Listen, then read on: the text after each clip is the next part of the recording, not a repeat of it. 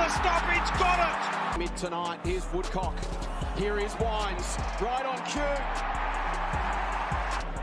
Wines beckoning some to lead up. It's the middling kick on Charlie.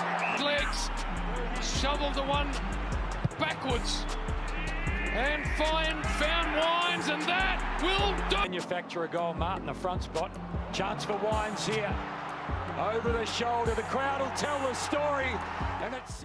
But for me, the Brownlow in 2021 doesn't quite tell the full story. 4 players that year got at least 30 votes in the Brownlow, more than ever before. And for me, players like Clayton Oliver, Marcus Bontempelli, Sam Walsh, and even Lachie Neale that season were arguably as good as Ollie Wines. But nonetheless, he still had a great season. So, out of all those players we have listed, who did have the best season? Now we're going to base this upon their individual season, which is the eye test, you know, how they look playing. Statistically, how did they play? How did they play in big games? The individual awards they won, and the overall influence they had on that team, as well as looking at the team awards they won. Now, let's start statistically. Ollie Wines got the most disposals. Paddy Dangerfield in 2017 got the most tackles and the most goals, if you ignore Buddy Franklin in 2011. Dustin Martin in 2017 had the most goal assists and the goal contributions. Paddy Danger in 2017 also had the most contested possessions, and Nat Fyfe in 2015 had the most clearances. Recently, Zero Hanger released a new system for ranking seasons, and in that ranking system, at number 1, since 1988, Patrick Dangerfield in 2016 has been said to have the greatest season. After that is Dangerfield in 2017, then Joel Selwood in 2014, and then Dustin Martin in 2017. But for me, that doesn't tell the full story. Now, in terms of their influence for the club, for me, Dustin Martin and Gary Ablett win that one. Gary Ablett brought Gold Coast from irrelevancy to relevancy, and Dustin Martin brought Richmond their drought-breaking flag. Now, in terms of individual awards, Dustin Martin also wins that. The Dreamtime Award, the Gary Ayres, the Lee Matthews, Most Valuable Players, the Coaches Association Player of the Year Award, the Norm Smith, the record Brownlow votes. In big games as well, you can't argue against the likes of Dane Swan, Dustin Martin, and Gary Ablett. Those 3 for me stood up in those big moments, in those big games, whether it was a derby, big rival, a final, they all stood up. Now, in terms of the eye test, you can't argue for me against Gary Ablett. I think he's the best out of those players, and he had that best season in 2013. Watching him play, he was just in a different universe. And in terms of team awards, it has to be Dustin Martin. He's the only player on this list to win a flag that season. So overall, let's have our verdict. Who did have the greatest season individually since 2010? And for me, it has to be Dustin Martin. The awards, the big games, the player he was, the impact he had for Richmond. But if Gary Ablett in 2014 had stayed fit, if he had not got that shoulder injury, I think in 2014, he would have easily led Gold Coast to the finals, and he could have created complete waves for that club. And therefore, if he did not get injured, I think in 2014, Gary Ablett would have had the greatest season since 2010, arguably of all time. He would have easily won the Brownlow, and statistically wise, he would have broken records too. But unfortunately, that's not how the cookie crumbled, so we can't say that was the best season. The second best season was Gary Ablett in 2013, however. On the eye test, he's the best player, but unfortunately, he didn't have the luxury of having a good team around him, and therefore he couldn't win those big games in the finals and even win a premiership. But nonetheless, he was still brilliant. Dangerfield in 2016, for me, that was the 3rd best individual season since 2010. So for me, that's how it looks. Dusty, Ablett, Danger. But what are your thoughts? Who do you think has had the best individual season since 2010? Am I forgetting anyone big? Thanks for watching.